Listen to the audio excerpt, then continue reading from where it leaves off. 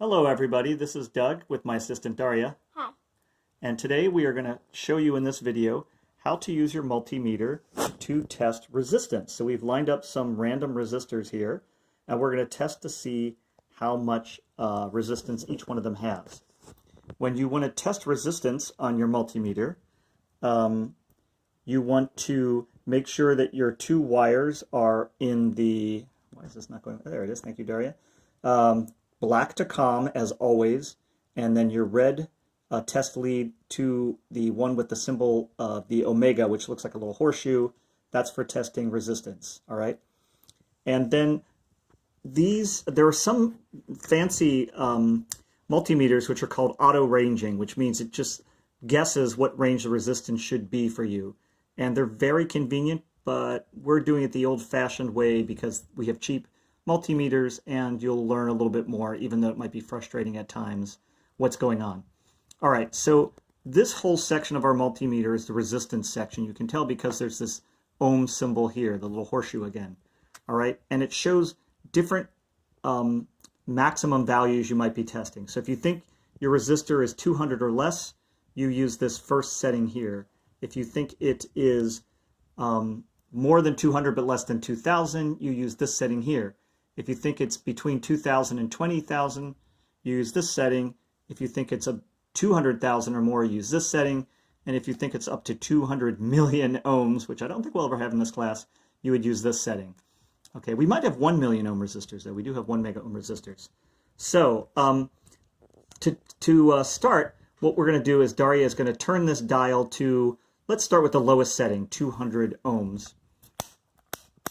And you can see this now says OL here. That means overload, which basically means it's not finding any resistance at all. Actually, why don't you start, Daria, by holding the test leads to one another. Let's see what the resistance is if they're actually touching like this. And when we do that, we get a reading of, it's flying around, but it's basically, it should be 0 ohms or very close when they're touching each other, because that should be no resistance. All right, so one of the things I was saying to Daria, so now it's at 0.2, cool. One of the things I was saying to Daria is that one of the things about inexpensive multimeters like this one is that the settings might fly around a little bit more, and they might take a little bit longer to settle down. So that's one of the bummers about cheap ones, but you also didn't spend $50, so, you know, hopefully this will still be okay for the class.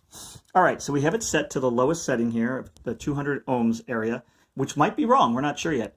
But Daria is going to take her test leads with the first resistor and put the red on one and the black on the other, and we'll see what it says on the multimeter readout. Note that resistors doesn't matter which one goes red, which one goes black. They are not polarized, okay? So now, It's too much.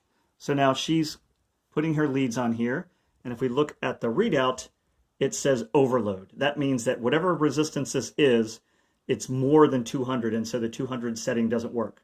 So now we're going to click it up to the next setting, which is up to 2,000 ohms, and then see what it does.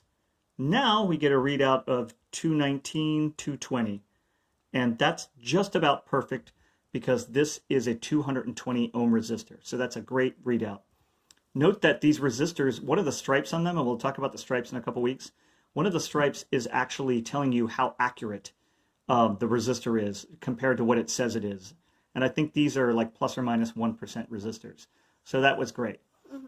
And then if we got if we got an overload again, we then click it up to the next higher value and test it again. All right. This setting works. This setting works. Okay, let's push that resistor aside now and test resistor number 2. So again, I'll set it back down to 200 here on the meter. So we'll start at the lowest setting again. And she's going to touch the two legs together with her, or not touch the legs together, but touch each leg with one of her test leads. And we read the setting here on the multimeter. And once again, it says overload. So this is more than 200. So we click this up to the next setting again, which is up to 2,000. It's hard to keep these things It's flying away on you. All right, and we're getting a reading of 1,002, 1,003 ohms. And it's, I think, actually 1,000. And this is an 1,000 ohm resistor, so that's basically a perfect reading. That's awesome. All right, cool. We'll set it back down to 200 once more, and she will try resistor number 3. Same procedure, one test lead to each of the resistor legs. Don't let them touch. now is where we start seeing some of the problems with this cheap multimeter we bought. Daria and I were playing with this thing earlier and were freaked out a little bit by some of the results we received. So notice how it's swinging between 9.9 and what appears to be 70. And we discovered, to our utter shock and surprise, that in this particular cheap multimeter, it sometimes represents the number 1 with what looks like a 7. And that might seem totally insane, but there are some places in the world, we both know, where people always put a little line at the top of their number 1, so it's not totally crazy. But you can see here... But it might be because, just because our multimeter always has this line up here.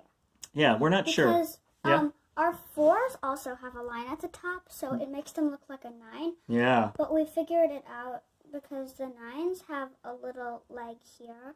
Yeah, we're going to show that in a second. That's a good point because, so just note, if you get something that you might expect to be a 1, but it's a 7, keep testing it. One of the things that I was doing earlier is, even though I know this is supposed to be a 10 ohm resistor, if I click this up to the higher setting and look at it, we see here, oh wow, it does say 0, 1, 0, 10. So even though I was saying you should start at the lowest setting and move up, if you get a reading that you think might be crazy or weird, you can turn it to the next setting up and test it. And this is now reading 9, and it's a 10 ohm resistor, so that's pretty close. Yeah, so, it's usually about 1 off. So alas, this is the problem with really cheap multimeters, but it happens. Okay, now to the last one in our test crew. I'll set this back down to 200 again, the lowest ohm setting on this particular multimeter. Daria's going to put the legs on the leads of the resistor. And we see here it says overload. So we know it's more than 200. So we click it up to the next setting, which is up to 2000, and try it again. And we get a reading of 900, what appears to be 971. And this was really confusing the both of us, right, Daria? Yeah. Earlier, because we thought this is clearly not 900, and I pulled out all the other ones and tested them, or we tested them and found out that they're all reading 900. Let's click it up one more time and see what happens if we read it in a 20K range. Then we get 0.46. So this is what Daria was saying a minute ago. Sometimes these meters show the number 4 in something that looks, a form factor that looks to us like the number 9. But the actual number 9 in these multimeters also has a line on the bottom going from right to left like a lowercase g. So if you see something that looks like a 9 but doesn't have that bottom leg, then you know that it is actually supposed to be a 4. So my apologies. I should have checked out these multimeters in person before telling you all to buy them because this is kind of annoying, but we'll struggle through and make it work. But all right, of course it might just be ours. Yeah, you could check yours too, and if it's different, please report back the differences. But this was our video on testing resistance. Remember, always when you're done with the multimeter, turn it back to off so that you don't waste your battery. I've done that before. We had people leave them for a whole semester in a box with them not turned off. The batteries go dead. That's annoying. And we'll be back with more videos very soon. See you all later.